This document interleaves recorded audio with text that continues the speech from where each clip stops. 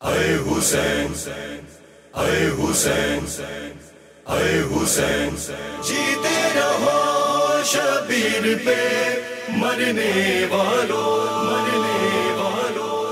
ہمیں حسین منانے والے آباد رہے حسین منانے والے اعوذ باللہ من الشیطان الرجیم بسم اللہ الرحمن الرحیم۔ زیارت عاشور اور صفات ظاہر کے عنوان سے پروگرام اسلام 24/7 میں آپ کا ہوسٹ سید میثم رضا حاضر خدمت ہے۔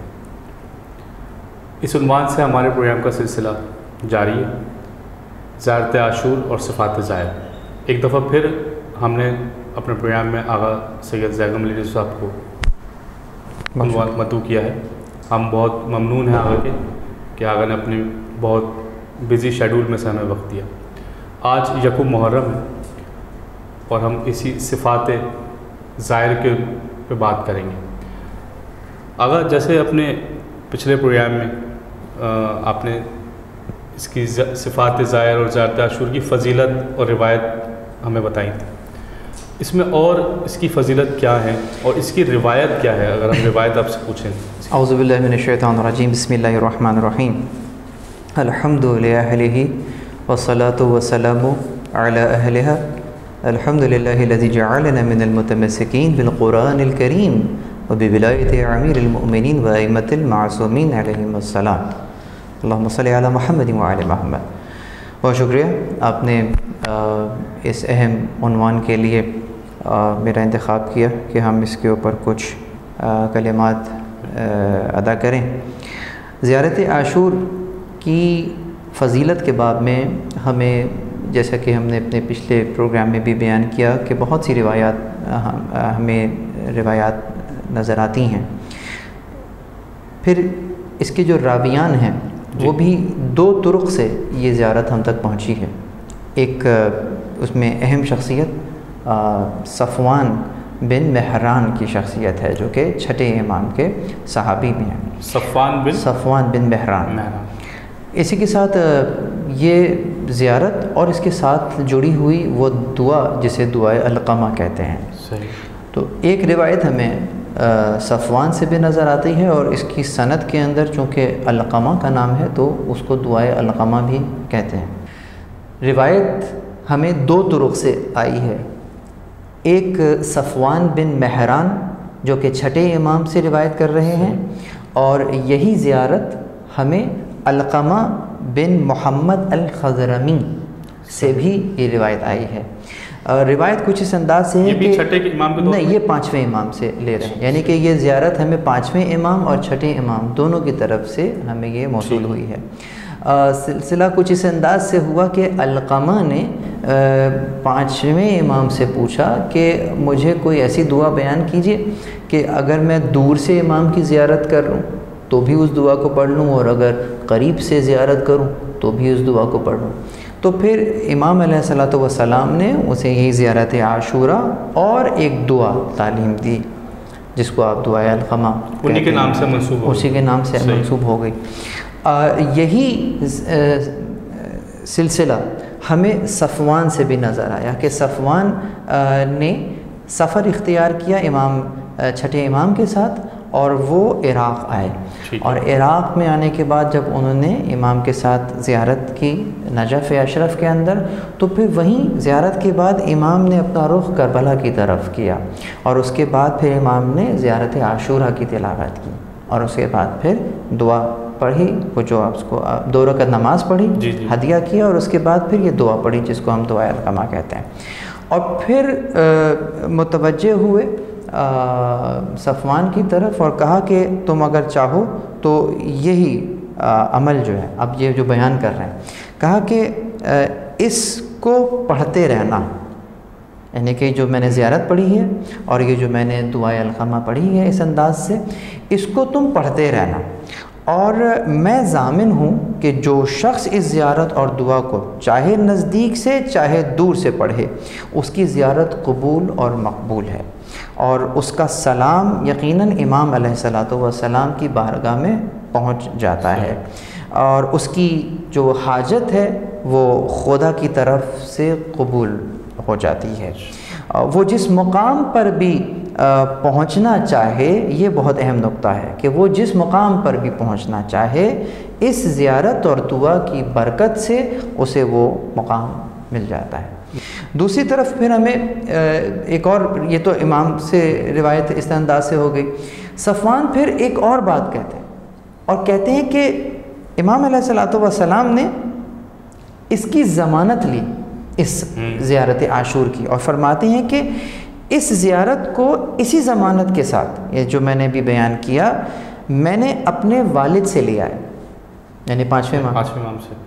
اچھا، اب سمجھ میں آ گیا کہ وہ علقمہ نے جو دعا لی تھی وہ بھی پانچویں امام سے لی تھی، تو یہاں صفوان کو جو بیان کیا جا رہا ہے وہ وہی دعا ہے جو پانچویں امام پہلے علقمہ کو دے چکے ہیں، ان کے صحابی تھے یہ، ان کے ساتھ، تو وہ اس انداز سے، تو کہا یہ وہی ہے جو میں نے اپنے بابا سے لی تھی، اور پانچویں امام نے وہ اپنے بابا علی بن الحسین سے لیا، اور انہوں نے اپنے بابا کس امام حسین علیہ السلام سے لیا، انہوں نے امام حسن علیہ السلام، اور رسول اللہ تک اس کی مولا علی تک جاتی ہے بات، اور پھر مولا علی نے رسول اللہ سے لیا، اور رسول اللہ نے یہ جبرائیل سے لیا، جبرائیل نے خود خدا سے لیا کے بعد پھر فرماتا ہے کہ جو اس زیارت کو بجا لائے گا اس انداز سے وہ میرے پاس سے نا امید نہیں لوٹے گا، بلکہ خوشی خوشی اپنی حاجت کے ساتھ جنت کی خوشخبری اور آتش جہنم سے رہائی کے ساتھ وہ واپس لوٹے گا۔ یہ پروردگار عالم، اس کی شفاعت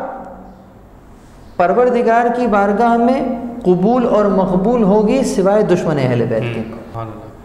اگر یہاں ایک سوال یہ پیدا ہوتا ہے کہ ہمارے پاس دیکھا جائے تمام ائمہ کی زیارتیں موجود ہیں، لیکن کیا وجہ ہے کہ زیارت عاشور کو اتنی فضیلت حاصل ہے؟ زیارت، جیسے آپ نے کہا کہ زیارت عاشور پڑھنے والا بھی شفیع ہو سکتا ہے کسی کے لیے، وہ بھی کسی کی شفاعت کر سکتا ہے، تو کیوں اس کو اتنی فضیلت کیوں؟ زیارت عاشور میں نے عرض کیا نا کہ اس کے اندر عرفاء جو بیان کرتے ہیں وہ کئی راز ہیں جو پوشیدہ ہیں، دوسری طرف یہ تو خیر اس میں نگاہ عرفانی چاہیے دیکھنے کے لیے، لیکن جو اس کے ظواہر ہیں اس میں بھی اگر غور کرتے ہیں تو یہ ایک اپنے تئیں ایک پورا ضابطۂ حیات ہے۔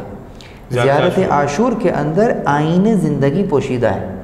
اگر ہم انشاءاللہ اس کے مطالب کی طرف جب نظر کریں گے تو ہمیں نہ صرف یہ کہ امام علیہ الصلوۃ والسلام کی قدر و منزلت نظر آتی ہے، خدا وند متعال نے بندوں کے لیے اصلاح کا انتخاب جس انداز سے فرمایا ہے، اور انسانوں کی سب سے اہم ترین ضرورت جو کہ ضرورت ہدایت ہے اس کا انتظام فرمایا ہے، تو اس حقیقت کی طرف یہ زیارت کھل کر اشارہ کرتی ہے کہ وہ کون ہے کہ جو کہ پروردگار کی طرف سے بندوں کے اوپر ان کا ہادی ہے، اور اس کا مقام اور مرتبہ کیا ہے جو پروردگار نے انہیں دیا ہے۔ تو یہاں ایک طرف تو یہ امام زمان علیہ الصلوۃ والسلام کے ساتھ ایک مضبوط رابطے کے طور پر اس زیارت کو دیکھا جائے تو یہ ہمیں نظر آتی ہے، خاص کربلا کو سامنے رکھتی ہے، کیونکہ کربلا میں وہ امت کے جو کہ ڈی ٹریک ہوئی اس انداز سے کہ خود انہی کے درمیان میں پنجتن کا پانچواں، یعنی کہ امام حسین علیہ السلام کی شخصیت کون سی شخصیت ہے؟ یعنی کہ رسول خدا اگر انبیاء علیہم السلام کے خاتم ہیں تو ان پر کتنی بڑی ذمہ داری آتی ہے کہ تمام انبیاء کی جو کاوشیں ہیں ان کو اگر کوئی محفوظ کیے ہوئے ہے تو خود رسول اللہ کی ذات گرامی، وارث ہیں تمام انبیاء، وہ وارث ہیں تمام انبیاء کے۔ اس انداز سے اگر دیکھا جائے یعنی کہ ان کی محنتوں کے وارث ہیں کہ انہیں منطقی انجام تک پہنچا رہے ہیں، یعنی کہ وہ دین جو حضرت آدم علیہ الصلوۃ والسلام لائے وہ پھر نوح سے ہوتا ہوا ابراہیم علیہ الصلوۃ والسلام، موسیٰ علیہ الصلوۃ والسلام سے ہوتا ہوتا حضرت عیسیٰ علیہ الصلوۃ والسلام، میں نے تمام بڑے بڑے انبیاء کا نام لیا ہے، درمیان میں کئی انبیاء آئے ہیں، سب ایک دین لے کر آئے ہیں۔ رسول اللہ نے اس دین کو ایسے محفوظ کیا کہ تا قیامت تک اب دین یقیناً اس خطے، اس دنیا، اس گلوب کے اوپر انشاءاللہ یہ دین رہے گا، یہ مٹنے کے لیے نہیں آیا ہے، ذالک یہ جو دین ہے یہ قائم رہنے کے لیے آیا ہے۔ تو ایک طریقہ تو ایک انداز تو یہ ہے، تو بالکل اسی طریقے سے پنجتن علیہم السلام کے اندر یعنی کہ وہ 5 شخصیات اور وہ 5 برگزیدہ ہستیاں، ان پنجتن کا آخری کون ہے؟ امام حسین علیہ السلام۔ یہ خاص فضیلت بھی اس انداز سے، یعنی کہ خاتم، پنجتن کے خاتم آپ ہیں۔ یہی وجہ ہے سلام کیا جاتا ہے امام کو، السلام علیک یا خامس من اصحاب الکسا، سلام ہو آپ پر اے اصحاب کسا کے 5ویں۔ صحیح، اصحاب پنجتن ہی اصحاب کسا ہیں، اور پنجتن ہی کے آخری جو ہیں وہ امام حسین۔ تو اس انداز سے امت نے پنجتن علیہم السلام کے جن کی منقبتیں تو ہم سنتے ہیں، لیکن پریکٹیکلی ان 5ویں کے ساتھ کیا سلوک کیا کہ وہ تنہا میدان میں کھڑے ہو کر اعلان کر رہے ہیں، آواز دے رہے ہیں، حل من ناصر ینصرنا، کوئی ہے ہماری مدد کرنے والا؟ یہ پنجتن کا 5واں اس انداز سے صحرا میں آواز لگا رہا ہے کہ کوئی ہے میری مدد کرنے والا۔ سامنے ایک روایت کو اگر لوں تو 30,000 کا لشکر کھڑا ہے، اور یقیناً مبالغہ بھی ہو سکتا ہے، بہت لاکھوں کی تعداد بھی نظر آتی ہے، 30,000 بھی نظر آتی ہے، لیکن دونوں طرف سے روایتیں اگر لی جائیں، لیکن یہ کہ ہزاروں کا مجمع کھڑا ہوا ہے، اور فرزند رسول تنہا کوئی مدد کے لیے نہیں آ رہا۔ تو خود زیارت عاشور پڑھنے سے ہمیں اس بات، وہ وطر الموتور کہ جس کو تنہا کر دیا گیا ہے، یعنی کہ امام زمان کو تنہا کر دیا گیا، میں اپنے امام زمان کو تنہا نہیں ہونے دوں گا، یہ ایک شوق پیدا کرتا ہے امام زمان سے ایفیلیشن کا، عاشق اور معشوق کے درمیان میں اس تعلق کو مضبوط کرتا ہے۔ اس لیے سے زیارت عاشور کی اہمیت ہر دور کے اندر دو چند ہو جاتی ہے۔ سبحان اللہ۔ اگر یہاں ہمارے پروگرام میں ایک بریک کا وقت ہوا ہے ناظرین، ابھی ہمارے پروگرام میں بریک کا وقت ہوا ہے، ہم اپنی گفتگو کو وہیں سے جوڑیں گے جہاں سے منقطع کر رہے ہیں۔ بریک کے بعد واپس آتے ہیں۔ السلام علیکم۔ ہمیں حسین منانے والے آباد نہیں، ہمیں حسین منانے والے آباد۔ السلام علیکم ناظرین، ہم اپنی گفتگو کو وہیں سے جوڑتے ہیں جہاں پہ ہم نے چھوڑا تھا۔ آغا بہت خوب آپ نے اس کی فضیلت، اس کی روایت بیان فرمائی۔ اب ہم زیارت عاشور، جو ہمارا پروگرام کا عنوان بھی ہے، اس کی فضیلت اور زیارت عاشور، یہ جو زیارت میں ہم بار بار سلام کرتے ہیں، السلام علیکم یا ابا عبداللہ، السلام علیکم بارث آدم صفت اللہ، یہ بار بار ہم سلام کریں، اس کا راز کیا ہے؟ جی ہاں، بہت اچھا سوال ہے، اور عموماً جب کبھی بھی کسی کلام میں کسی لفظ کو تکرار کیا جائے، جی، تو اصلاً اگر کلام میں کوئی لفظ تکرار کیا جا رہا ہوتا ہے تو یہ کلام کی خوبصورتی کو کم کرتا ہے، لیکن اگر اس کے باوجود بھی اس لفظ کو تکرار کیا جائے تو یہ خود اس لفظ کی اہمیت کو اجاگر کرتا ہے۔ ٹھیک ہے، ٹھیک ہے۔ تو زیارت نامے میں جو ائمہ علیہم السلام سے ہم تک پہنچا، اس میں سلام کی ایک خاص انداز سے تکرار ہے، السلام، سلام کرنا۔ سلام کرنا یوں بھی بہت فضیلت رکھتا ہے، مثلا جس میں سلام میں پہل کرنا، کہ آپ اگر دو مومن آپس میں ملیں تو یقیناً سلام میں پہل کرو، یہ نہ دیکھو کہ سامنے بچہ ہے، بڑا ہے، چھوٹا ہے، بڑا ہے کون، بزرگ ہے۔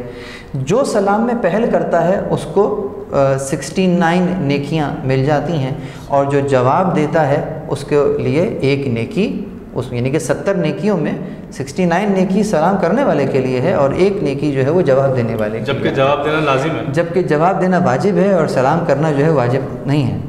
کہ جب ائمہ علیہم السلام کو آپ سلام کرتے ہیں تو یقیناً ایک تو خدا سے دعا بھی کر رہے ہیں کہ آپ ان کے درجات کو مزید بلند سے بلند کر، ان کو یہ سلامتی کی دعا ہے ان کے لیے، جس طرح آپ امام زمان کے لیے صحت و سلامتی کے لیے دعا کرتے ہیں، تو ایک تو وہی سلام سلامتی کے معنی میں آ جائے گا، اور دوسرا بات یہ ہوگی کہ میری شخصیت سے، خود میری ذات سے آپ کے لیے کوئی ضرر نہیں ہے، یعنی آپ کو کسی بھی طریقے کا کوئی نقصان میری وجہ سے نہیں پہنچے گا۔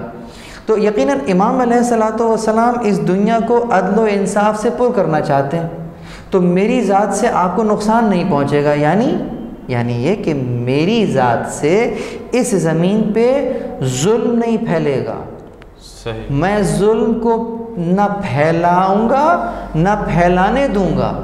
کیوں؟ اس لیے کہ میں آپ کے سلامتی ہی سلامتی کا خواہاں ہوں۔ میں چاہتا ہوں کہ آپ اپنے مقصد میں کامیاب ہوں اور میں آپ کے مقصد میں حائل نہیں ہوں گا۔ تو یہ خود ایک فلسفہ ہے۔ اگر اس فلسفے کے ساتھ سلام کیا جائے تو یقیناً سلام کرنے والے کو وہ اجر ملتا ہے جو کہ روایات میں موجود ہے۔ تو جو تکرار ہو رہی ہے بار بار، تو یہ اسی کی دلیل ایک بہت بڑی دلیل ہے کہ یہ خود سلام جو ہے یہ ایک فلسفہ رکھتا ہے۔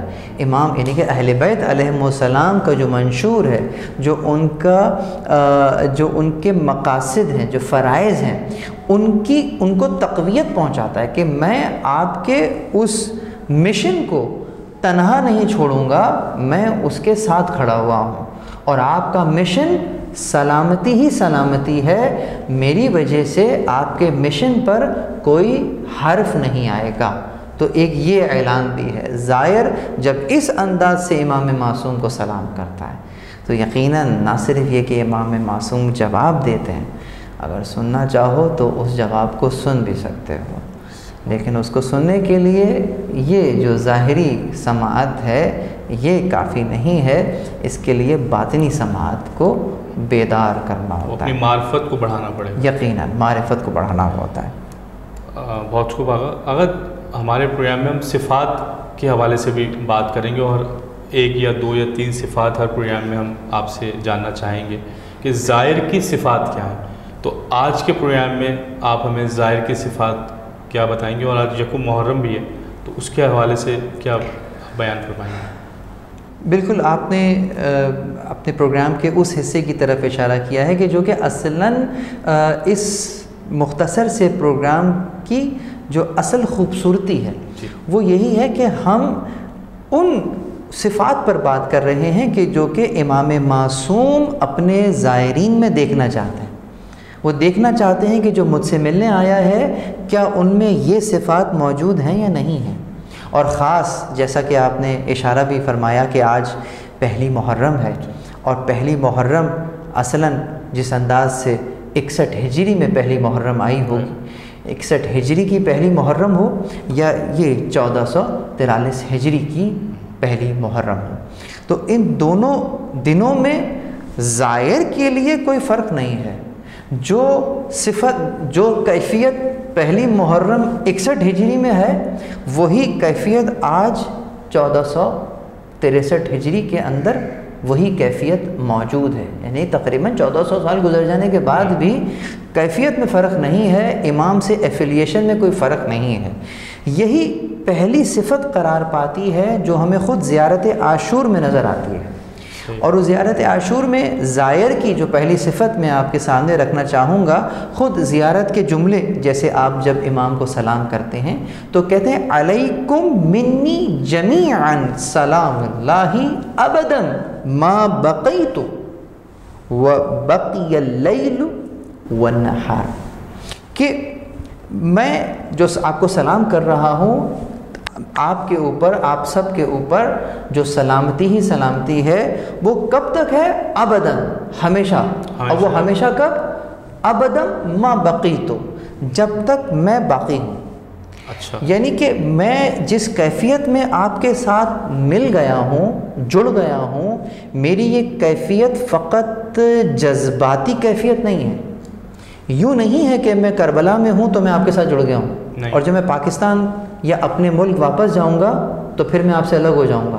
نہیں، میرے لیے جو آپ کے لیے سلامتی ہے، جو جس سلامتی کا میں آپ کے لیے خواہاں ہوں، یہ میں ابداً ہوں، ہمیشہ کے لیے ہوں۔ اور وہ ہمیشہ کی مدت کیا ہے؟ کہا جب تک ما بقیتو، جب تک میں باقی ہوں۔ باقی کہا، زندہ نہیں کہا، زندہ نہیں کہا، میں باقی ہوں، یعنی کہ میں اگر مر بھی جاؤں گا تو یقیناً میں اس عالم سے عالم برزخ میں چلا جاؤں گا، وہاں پر بھی میری زبان پر فقط آپ کے لیے سلام ہی سلام ہوگا، میں وہاں سے رہ کر بھی آپ پر سلام کر رہا ہوں گا۔ ابدا ما بقیت وبقی اللیل والنہار، یعنی جب تک لیل و نہار باقی ہیں، جب تک اس کائنات کی یہ گردش باقی ہے، تب تک میں آپ پر سلامتی ہی سلامتی کا خواہاں رہوں گا۔ یعنی کہ اس دنیا میں جب تک ہوں تب بھی رہوں گا، اور جب تک میں باقی ہوں، ما بقیت و بقی اللیل والنہار، تو اس کے اندر لیل و نہار کو بھی لے لیا اور ما بقیتوں کو بھی لے لیا، یعنی کہ جب تک میری دنیاوی زندگی ہے یہاں پہ موجود ہوں، جب تک یہ دنیاوی زندگیاں چل رہی ہے لوگوں کی، اور جب تک دنیا قائم ہے تب تک تو میں ہوئی ہوں، لیکن اس کے بعد بھی جب تک میں باقی ہوں، میں ختم ہونے کے لیے تھوڑی پیدا ہوا ہوں، تو میں آپ کے لیے سلامتی کا خواہاں رہوں گا۔ یہ صفت کہلاتی ہے مستقل مزاجی۔ مستقل مزاج، مستقل مزاج ہوتا ہے زائر، کنسسٹنسی، صحیح، زائر کنسسٹنٹ ہوتا ہے، اپنے مولا کے سامنے سراپا تسلیم کیا ہوا، تسلیم بھی سلام سے ہی ہے، سلام ہو، تسلیم ہو، اس کا جو روٹ ورڈ ہے وہ وہی سلم ہے، سلم یعنی کہ تسلیم kar لینا، قانے ہو جانا، جھک جانا، یعنی کہ مستقلاً آپ ہی کے آگے جھکا ہوں، مستقلاً آپ ہی کے اشاروں کو اور آپ ہی کے افعال کو اور آپ ہی کے احکامات کو دیکھ رہا ہوں کہ میرے لیے کیا کب کیسے احکامات جو ہیں جاری ہو رہے ہیں۔ تو یقیناً یہ سلام دعا بھی ہے، سلام اعلان بھی ہے۔ مستقل مزاجی یہ ایک صفت ہو گئی زائر کی۔ زائر کی دوسری صفت جو کہ زیارت عاشور میں ہمیں نظر آتی ہے، اور وہ حالت سوگ ہے، یعنی کہ میں آپ کے لیے ایک سلامتی کا خواہاں بھی ہوں، لیکن میری کیفیت کیا ہے؟ اب یہاں پر زائر اپنی کیفیت کو سامنے رکھ رہا ہے، کہتا ہے کہ یا ابا عبداللہ، اے ابا عبداللہ۔ کتنا پیارا نقطہ ہے یہاں، کون ہے آپ؟ عبداللہ نہیں، ابا عبداللہ ہے۔ عبداللہ کہتے ہیں، اگر عبداللہ کہیں گے یا ہٹا کر بات کریں گے تو وہ عبداللہ کہلائے، تو عبداللہ یعنی اللہ کا بندہ، اور آپ کون ہیں؟ آپ ابا عبداللہ ہیں، یعنی اللہ کے بندے کے باپ، اللہ کے بندے کے بندے کے باپ۔ یعنی ابا کب کہا جاتا ہے عربی زبان میں؟ ابا بہت سارے مقامات کے اوپر، جب کبھی کوئی صفت کسی شخصیت میں بدرجہ کمال ہو تو اس کو اس صفت کے اعتبار سے ابا کہا جاتا ہے، ٹھیک ہے، یعنی کہ اس میں وہ صفت اتنی ہے کہ وہ اس صفت کا ابا ہے، گویا اس کیفیت میں ہے۔ دوسری کیفیت ہمیں نظر آتی ہے کہ جب ہم ابا عبداللہ کہہ رہے ہیں، یعنی کہ اللہ کے بندے کے باپ، یعنی ہم اور آپ کون ہیں؟ عبداللہ ہیں، اللہ کے بندے ہیں۔ جو کوئی بھی خدا کا فرما بردار ہے وہ عبداللہ ہے، اللہ کا بندہ ہے، اور جہاں سے وہ اس مطیع ہونے کے لیے رزق لے رہا ہے، جس جگہ سے اسے توانائی مل رہی ہے، وہ در حسین ہے کہ آپ تمام اللہ کے بندے، یعنی اللہ کے بندے جہاں سے ہدایت لے رہے ہیں، آپ ابا ہیں اس کے، یعنی کہ آپ کے در سے ہمیں یہ بندگی کا رزق مل رہا ہے، آپ کے در سے ہمیں عبادات میں وہ جو لطافت آتی ہے کہ وہ سجدہ جو خاک پر ادا ہوا، ہمارے سجدے قربان ہو اس ایک سجدے پہ جو کربلا میں ادا ہوا، یقیناً تو وہ سجدہ، اس سجدے کے طفیل ہمارے سجدے بھی اس کی بارگاہ میں قبول ہو جائیں گے۔ تو وہ سجدہ ہمارے سجدوں کا ابا قرار پایا یا نہیں پایا؟ میں نے ایک منفرد انداز سے آپ کے سامنے رکھا ہے، عام الفاظ میں سجدوں کا باپ، سجدوں کا باپ۔ اب وہ نماز جو کربلا میں ادا ہوئی تیروں کی چھاؤں میں، تو یقیناً اگر اس نماز کو سامنے رکھتے ہوئے میں نماز ادا کر رہا ہوں تو وہ نماز میری نماز کی ابا قرار پائی یا نہیں؟ تو بس اب کہاں کہاں ہاتھ رکھیے گا، ایک لفظ میں یوں ہی کہہ دیجئے کہ بس میں خدا کا بندہ ہوں اور آپ اس خدا کے بندے کے بھی باپ ہیں۔ اللہ اکبر، روحانی باپ ہے، یعنی کہ ہر عبداللہ کے روحانی باپ کا نام حسین ابن علی علیہ السلام۔ آپ کی جیسے ایک صفت ہے ابل احرار، مولا کی صفت، مولا کی صفت ہے، مولا کو آپ یہ بھی السلام علیکہ یا ابل احرار، اے حریت پسندوں کے باپ، یعنی دنیا میں جہاں پر بھی مومنین طاغوت کی غلامی سے بیزار ہیں اور آزادی چاہتے ہیں، یعنی آزادی پسند ہیں، حریت پسند ہیں، تو ان کے باپ کا نام حسین ابن علی ہے کہ ان کو یہ توانائی دی حسین ابن علی ہے کہ تم حریت پسند ہو۔ ظالم کے سامنے نہ جھکائے جو اپنا سر، سمجھو کہ اس کے ذہن کا مالک حسین ہے۔ تو حسین علیہ السلام کا تو نام ہی حریت ہے. مثلی لا یبایع مثلا، مجھ جیسا تجھ جیسے کی بیعت کر نہیں سکتا.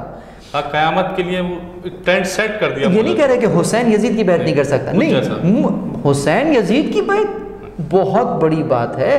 مجھ جیسا تجھ جیسے کی بیعت نہیں کرے گا. یعنی کہ جو زائر ہے وہ حریت پسند ہوگا، وہ طاغوت کی بیعت کبھی بھی نہیں کر سکتا. تو کہا یا ابا عبداللہ لقد عظمت الرزیہ وجلت وعظمت المصیبہ بک علینا. یعنی کہ اے ابا عبداللہ آپ کا سوگ بہت بھاری اور بہت بڑا ہے، اور آپ کی مصیبت بہت بڑی ہے ہمارے لیے. پھر آپ کہتے ہیں لقد عظم مصابی بک، یقیناً آپ کی خاطر میرا غم بڑھ گیا ہے. یعنی کہ زائر کا غم خود اس کا غم نہیں ہوتا، امام کا غم ہوتا ہے. یعنی کہ زائر اپنے غم میں مغموم نہیں ہوتا، امام کے غم میں مغموم ہوتا ہے. بہت توجہ رکھیے. یعنی کہ جو بڑا غم ہے وہ غالب رہتا ہے نا. اگر آپ کے جسم کے کسی حصے میں کوئی تکلیف ہو، ٹھیک ہے، اور آپ ہی کے جسم کے کسی حصے میں اس سے زیادہ تکلیف ہو، تو آپ اس تکلیف کو بھول جائیں گے اور بڑی تکلیف کو.